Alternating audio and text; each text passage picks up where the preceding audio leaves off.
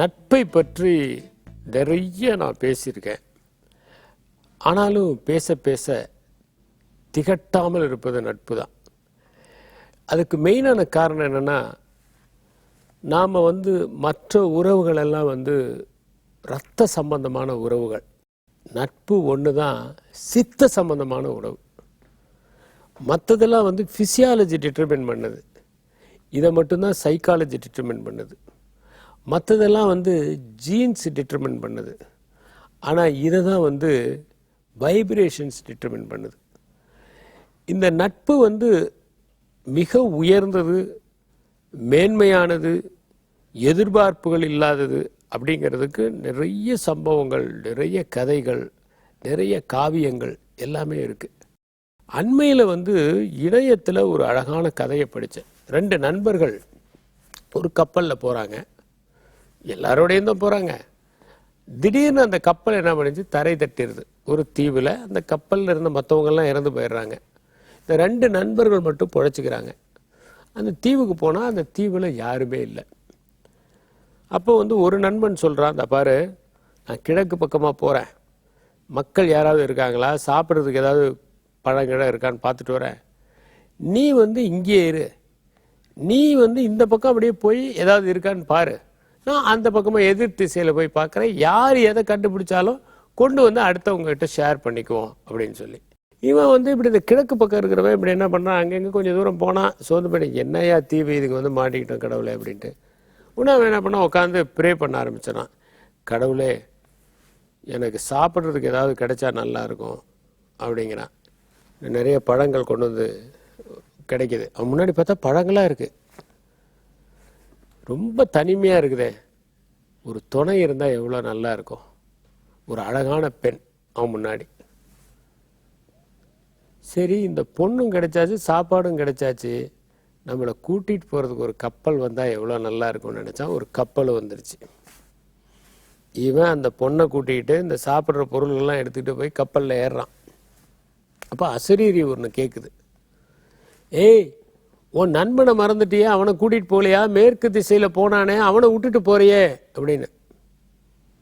இவனை அவனை போய் எது கூட்டிகிட்டு போகணும், அவன் ஒரு ராசி இல்லாத பயல், அவனோட தான் இந்த கப்பலே தரை தட்டினது, என்னுடைய எல்லா பிரார்த்தனையும் நிறைவேறினது, அவன் ஏதாவது ஒன்று நிறைவேறினதா, போனவனே காணும், அவனை கூட்டிகிட்டு போய் மறுபடியும் இன்னொரு முறை மாட்டிக்கிறதுக்கா நான் அப்படின்னு அசரீரிக்கு பதில் சொல்கிறான். உடனே அந்த அசரீரி சொல்லுது, இந்த பாரு, உன் நண்பனும் கடவுளை பிரார்த்தித்துக்கிட்டான் தெரியுமா, அப்படியா, அது ஏன் நிறைவேறல, அவன் பிரார்த்தனை நிறைவேறிடுச்சுப்பா. என்ன நிறைவேறினது, அவனோட ஒரே பிரார்த்தனையே, என் நண்பன் என்ன பிரார்த்தனை பண்ணுறானோ அதெல்லாம் நிறைவேறட்டுங்கிறது தான் அந்த பிரார்த்தனை அப்படின்னு அந்த குரல் சொன்னிச்சு அப்படிங்கிறது இந்த கதை. நிறைய நேரங்களில் நாம் என்ன பண்ணுறோம்னா, நமக்கு ஒரு உயர்வு வந்தவுடனே அது வரைக்கும் ஹெல்ப் பண்ணவங்களெல்லாம் அப்படி உதறி தள்ளிட்டு போயிடுறோம். இன்னும் சில நேரங்கள் என்ன பண்ணுறோம்னா, இது வரைக்கும் உதவி பண்ணவங்க நம்ம கூட இருந்தால் இப்போ இருக்கிற சூழலில் அவங்களால பிரச்சனை வருமானா அவங்கள தெரியாத மாதிரி கழட்டி விட்டு போகிறது.